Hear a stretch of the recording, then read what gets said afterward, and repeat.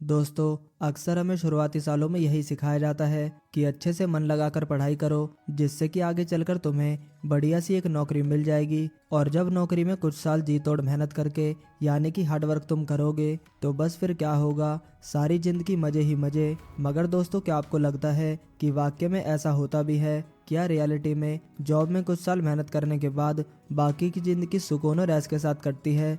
तो ऐसा बिल्कुल भी नहीं है दोस्तों। लोग जीवन भर हार्डवर्क करते रहते हैं, अपनी 9 to 5 के लिए अपनी पूरी जिंदगी समर्पित कर देते हैं, लेकिन इतना सब कुछ करने के बाद भी वे अपनी पूरी लाइफ में सिर्फ उस जॉब के सहारे कभी भी फाइनेंशियली फ्री नहीं हो पाते। दरअसल देखा जाए तो इसमें काफी सारा दोष हमारे एजुकेशन सिस्टम का भी है, जिसने हमेशा से ही हमें ये सिखाया है कि दिन रात मेहनत यानी कि हार्डवर्क करोगे तभी जाकर सक्सेस अचीव कर पाओगे। और सक्सेस की डेफिनेशन भी क्या है कि जब आप महीने या फिर कुछ सालों में अच्छा यानी कि ज्यादा पैसा कमाने लगोगे तो आप सक्सेसफुल हो। लेकिन ये डेफिनेशन ही गलत है, और यही प्रॉब्लम है कि सालों से ज्यादातर लोग इन्हीं गलत डेफिनेशन और थ्योरीज के ट्रैप में फंसे हुए हैं। तो दोस्तों, आज की इस वीडियो में हम सक्सेस और लाइफ की रियल डेफिनेशंस और मीनिंग के बारे में जानेंगे, और साथ ही साथ हम ये भी जानेंगे कि कैसे हम दिन रात काम ना करते हुए भी दिन या वीक में कुछ ही घंटे काम करके भी एक सक्सेसफुल और एक फाइनेंशियली फ्री लाइफ जी सकते हैं। जानने के लिए बने रहिए हमारे साथ इस वीडियो के एंड तक, और अगर आप इस चैनल पर नए हैं तो चैनल को सब्सक्राइब करना ना भूलें।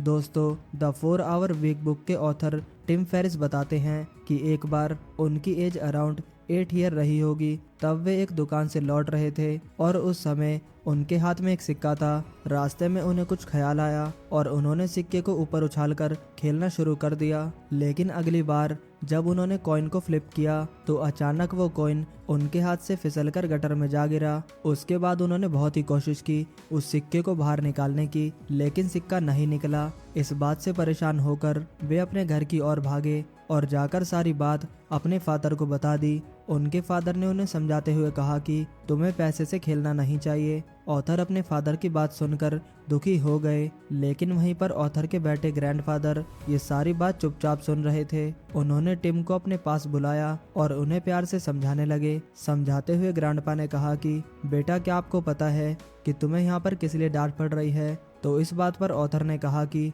मैंने कॉइन खो दिया, इसलिए। ऑथर की इस बात को सुनकर उनके ग्रैंडपा बोले, बेटा, प्रॉब्लम ये नहीं है कि तुमने एक कॉइन या फिर सिक्का खो दिया, बल्कि प्रॉब्लम ये है कि तुम्हारे पास वन एंड ओनली सिर्फ वही कॉइन था जो कि तुमने खो दिया। और यह बात सुनकर टिम फेरिस को लगा कि उन्हें अपनी लाइफ का मूल मंत्र मिल गया। इस छोटी सी बात ने उनके पैसों के प्रति देखने का नजरिया पूरी तरह से बदल कर रख दिया, जिससे आगे चलकर उनकी पूरी जिंदगी ही बदल गई। और इसी इंसिडेंट के बाद ऑथर ने डिसाइड किया कि वे बड़े होकर एक बहुत ही रिच और एक बड़े आदमी बनेंगे और ढेर सारा पैसा कमाएंगे। ऑथर आगे अपनी लाइफ का एक और इंसिडेंट बताते हैं जिन्होंने रिचनेस को लेकर उनका पर्सपेक्टिव ही चेंज कर दिया। वे बताते हैं कि एक बार वे एक चैरिटी वैन में गए थे। वहां सभी लोग अपनी अपनी कैपेसिटी के हिसाब से डोनेशन दे रहे थे। पूरा दिन डोनेशन की प्रोसेस चलने के बाद भी आखिरी में जब काउंटिंग हुई तो पता चला कि गोल तक पहुंचने के लिए अभी भी पूरे $1 मिलियन की जरूरत है। और तभी भीड़ में से एक आदमी निकलता है और $1 मिलियन का चेक काट कर डोनेट कर देता है। उसे देखकर सभी की आंखें फटी की फटी रह जाती हैं। ऑथर भी उसके इस स्टेप से बहुत ही ज़्यादा इम्प्रेस हो जाते हैं। वे कहते हैं कि रिचनेस का असली मतलब उन्हें इसी दिन समझ में आया। अक्सर हम लोग ये समझ लेते हैं कि रिच होने का मतलब होता है बड़ा सा घर होना, महंगी महंगी गाड़ियाँ होना और ढेर सारी प्रॉपर्टी होना, लेकिन this is the not real meaning. Rich होने का असली मतलब है कि आप इतने कैपेबल बन जाएं, आप किसी की भी ज़रूरतमंद पर्सन की हेल्प आसानी से कर पाएं, आपको किसी की भी हेल्प करने से पहले ज़्यादा सोचना ना पड़े। ऑथर ने इस इंसिडेंट से प्रेरणा ली और डिसाइड किया कि मुझे भी इस तरीके का रिच बनना है जिससे मैं ज़्यादा से ज़्यादा लोगों की हेल्प कर पाऊँ। दोस्तों, जनरली रिचनेस को लेकर हमारा पर्सपेक्टिव ये होता है कि जो व्यक्ति मंथली ज़्यादा पैसा अर्न कर रहा है वो एक रिच पर्सन है, और जो मंथली कम पैसा अर्न कर रहा है वो एक पुअर पर्सन है। लेकिन ऐसा बिल्कुल भी नहीं है। आज के इस मॉडर्न और इंटरनेट की दुनिया में सिर्फ पैसा ही आपके अमीर होने का पैरामीटर नहीं है। सही मायनों में आपका अमीर या फिर वेल्दी होना एक कॉम्बिनेशन है 3 चीज़ों का। अगर आप उन 3 चीज़ों को बड़ी ही आसानी से अफोर्ड कर पा रहे हो तो आप रियल में एक अमीर या फिर वेल्दी पर्सन है।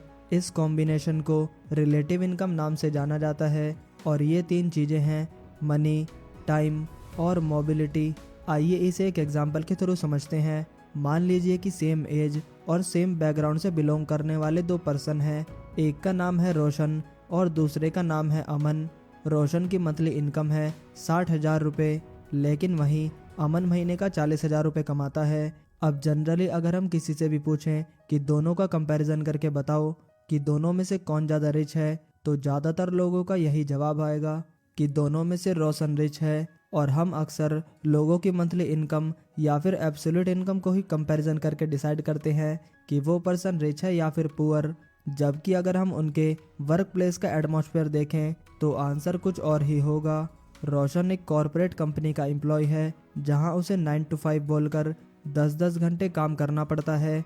वो अपने घर पर सिर्फ एक खाना खाने और सोने जाता है, बाकी का सारा टाइम तो उसका ऑफिस में ही गुजर जाता है।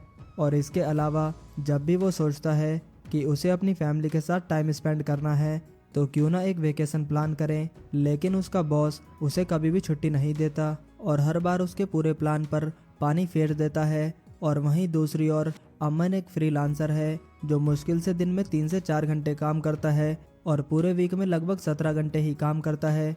इसके अलावा वो बचे हुए टाइम में नई स्किल्स और अपने साइड बिजनेस को स्टैब्लिश करने पर फोकस करता है और साथ ही हर 2 या 3 महीनों में फैमिली के साथ ट्रिप या फिर वेकेशन पर भी जाता रहता है।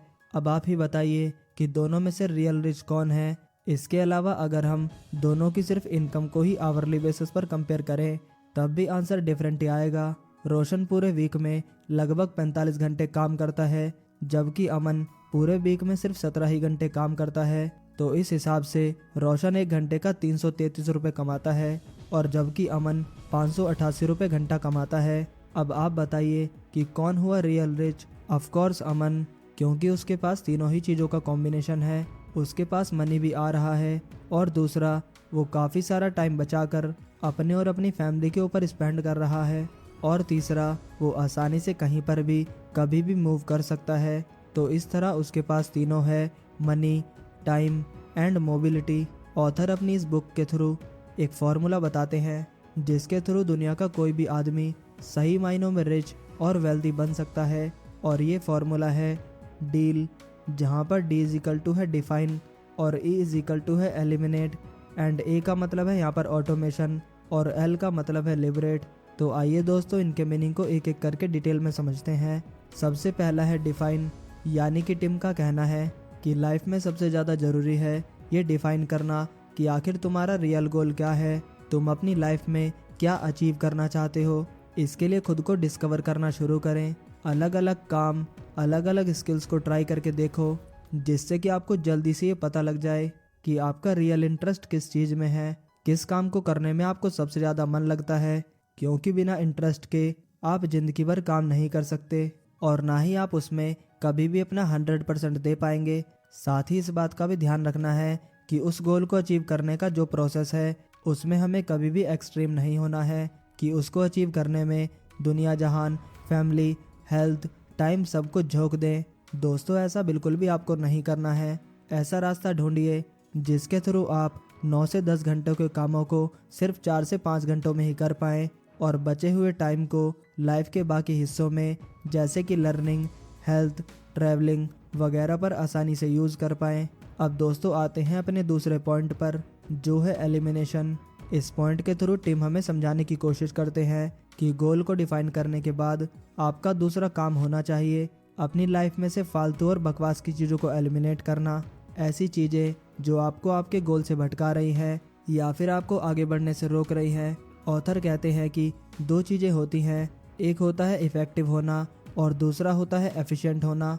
इफ़ेक्टिव होने का मतलब होता है डूइंग राइट थिंग, यानी कि सही काम को करना, ऐसा काम करना जो आपके लिए सही भी है और इम्पोर्टेंट भी। और वहीं एफिशिएंट का मतलब होता है डूइंग थिंग्स राइट, यानी कि काम चाहे जो भी हो कैसे भी करके उसे अच्छा बना दिया जाए। अधिकतर हम सभी लोग एफिशिएंट बनने की कोशिश करते रहते हैं, किसी भी बेमन और बेढंग से काम को पकड़ लेते हैं जिसे करने की ना तो हमारी बिल्कुल भी इच्छा होती है और ना ही वो हमारे लिए इतना इम्पोर्टेंट होता है।